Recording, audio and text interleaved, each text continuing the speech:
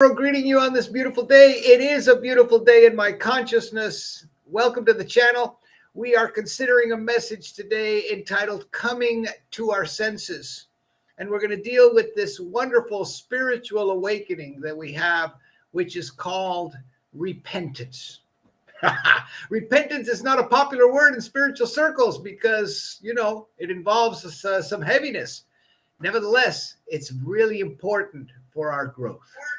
Juan Enrique Toro reminding you to please put the like button, to subscribe to the channel so you're aware every time that we come on live, which is every Sunday at 10:30 in English. And by the way, for our Spanish-speaking friends, we're here at 11:30, right, every week, every 11:30 a.m., so that you can tell your Spanish friends about it. And also, thank you for your donations. In the comments below, you'll see all the links that I have for sending a wonderful donation. Thank you for that. And let's get into our topic today, coming to our senses. We're going to use today the story of the Prodigal Son, one of the most famous stories in the Bible, to help us understand three things about repentance that are very important.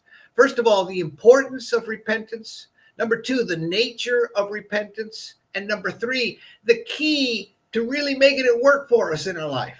Okay, because the prodigal does some wonderful things, but he does at least one thing terribly, which we can learn from. All right. So I start the story today many months ago when I was visiting with a gentleman who was having a hard time. He's having some challenges in his life. And as I was visiting with him, he was all over the place with the source of his problems, his trauma, his situation, right? And every once in a while in the dialogue that he'd drop a little hint saying something like drugs or cocaine. He wouldn't say it anymore. And as he spoke, he was dropping these little hints. And I thought to follow up on that. So I would ask him, I would say, tell me more about that drug use, or tell me more about that cocaine, because I was suspecting there was a deeper story there. Well, he kept detouring, evading, denying that had anything to do with the situation in his life, so he got it under control. Well, I visited with him a couple times. Time went on. One day I get a phone call. This fellow needs to see me urgently, right? So we get together, and I go to see him, and now he's in a terrible state. He's crying. He's downtrodden. You can just see the tension on his face, and he says to me very clearly, I need help. I'm addicted to cocaine. My life is, I don't even recognize my life. All my money, I'm losing all my money. I need help. And of course, that was the beginning of his healing process, his recovery process. That was the beginning. And that, my friends, is what we call coming to our senses, a realization, or what we could call repentance, right? So this is a very important aspect of our nature. And in the story of the prodigal son, we have two magical moments which are very important for us to understand this, right? Now, like I said, repentance is not a word that we like to use in spiritual circles. And sometimes we want to change the word, using the word maybe rethink or awakening or reprioritize, I've heard some people say. Nevertheless, it is an important word. Let me remind you of the story of the prodigal by reading from Luke today. And it says this. Then Jesus said, there was a man who had two sons. The younger of them said to his father, Father, give me the shares of the wealth that belonged to me. So he divided his assets between them. A few days later, the youngest son gathered all that he had and traveled to a distant region. And there he squandered his wealth in dissolute living. Ooh. And when he had spent everything, a severe famine took place throughout the region, and he began to be in need. So he went and hired himself out to one of the citizens of the region, who sent him to the fields to feed the pigs. He would have gladly filled his stomach with the pods that the pigs were eating, and no one gave him anything. But when he came to his senses, he said, how many of my father's hired hands have bread enough to spare? But here I am dying of hunger. I will get up and go to my father. I will say to him, Father, I have sinned against heaven and before you. I am no longer worthy to be called your son. Treat me like one of your hired hands." So he set off and went to his father. But while he was still far off, his father saw him and was filled with compassion. And he ran and put his arms around him and kissed him. Oh, it's not for nothing. This is one of the more famous stories in the Bible, right? So we really want to understand this. And like I said, we're going to deal first with the importance of repentance. Point number one. So we just need to understand, if the story is a story about coming home, about coming to God, about a healing opportunity, we need to see what was the fuse that detonated that return to God. What was it that brought him back to his senses? What was it that allowed him to wake up? And what we have to see here is that it was this experience of repentance, right? It seemed to have jumped on him. It seemed to have kind of exploded within him, right? And so we need to understand that repentance is the fuse that detonates us to get back into awareness of who and what we are. It's a common experience for all of us. It's a very important experience, and we can ignore it, right? It's a very clear message when it happens, but we can ignore it, set it aside. But if we take the counsel of the prodigal son, we can use it for a very open and positive experience for us. So it's a very important experience for us to know and to recognize. So, number two, what is the nature of repentance? And here we have to recognize that the reason I like the word is that it is a very strong word. It has an explosive quality to it. It seems that we go suddenly from the darkness to the light. In repentance, it's not something, it seems, that we can sort of consciously sit down and very sort of meditatively and very consciously say, well, I really should do something about this, right? It seems to be something in life is happening that's not working for us. There's ongoing trauma, there's ongoing pain, there's ongoing darkness that's happening within us, and yet we don't see it. We don't see it, or we're in denial about it, right? Both are very important. We don't see it at all, or we're in total denial about it. And when we're in denial about it, the pressure inside builds up, and it builds up, and it builds up. You see in the story of the prodigal son, right? He didn't all of a sudden be feeding the pigs. He went out, had a good time, life made a turn, lost all his money, got hungry, decided to work in a job that really isn't good for a good Jewish boy, feeding the pigs. And he's sitting there feeding the pigs. Now things have gotten over time worse and worse and worse. Any point along the way, he could have said, hey, this isn't working. But no, it didn't happen that way. And that's what happens to us in repentance, right? He gets to that moment where he's feeding the pigs and he's saying to himself, boy, that food looks pretty good to me. I wish I had some of that.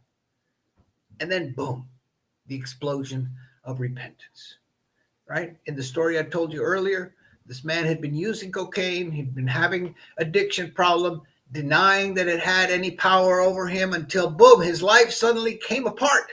He's sitting there broken down. And that's the experience. We sort of break down.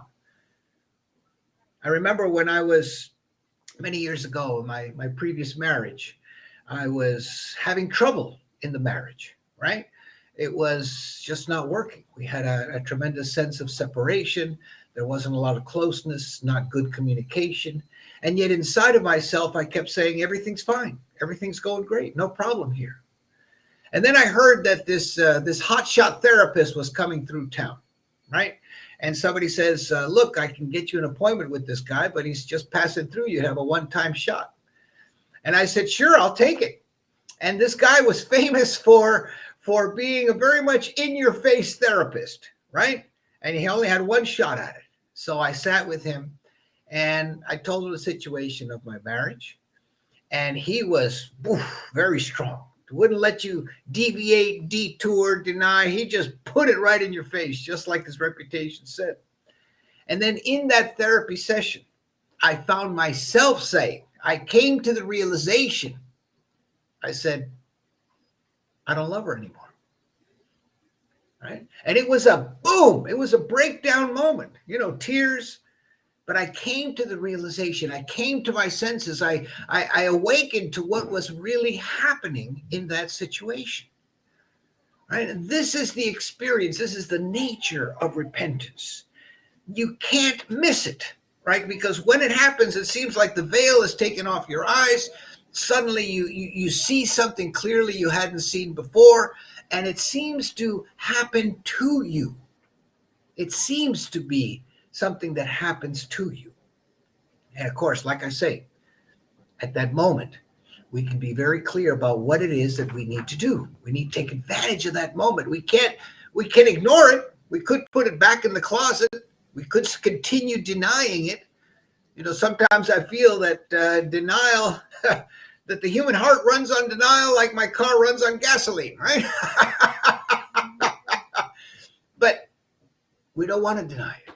We want to take advantage of that moment.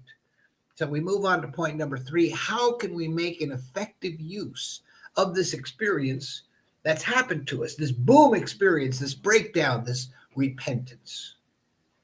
What we see in the story is that the prodigal son does something very right and something very wrong.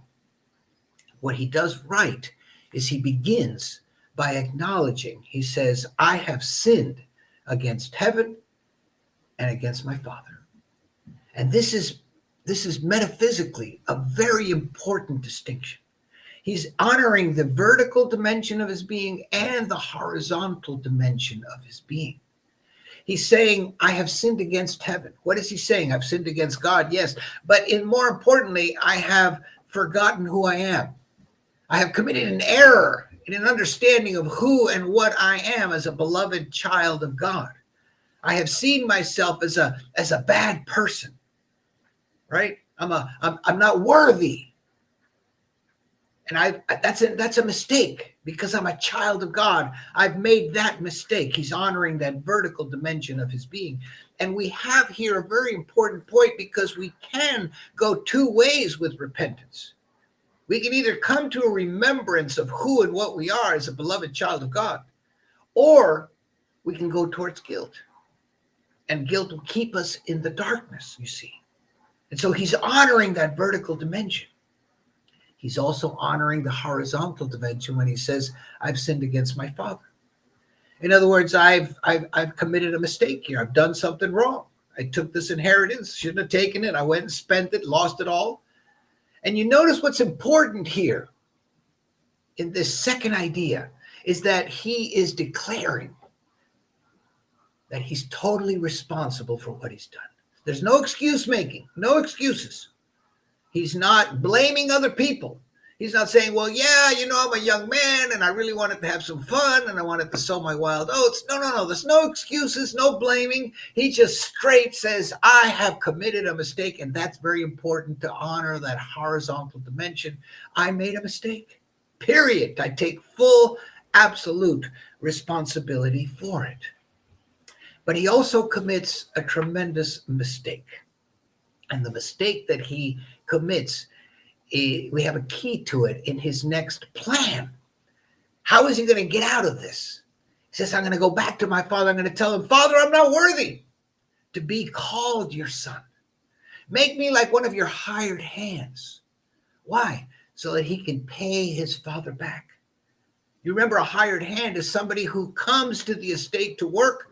They get their wages and they go home. They don't even live in the home. He's saying, make me like one of those so I can come back and I will pay you back. Now, the teaching here is very subtle, but very important.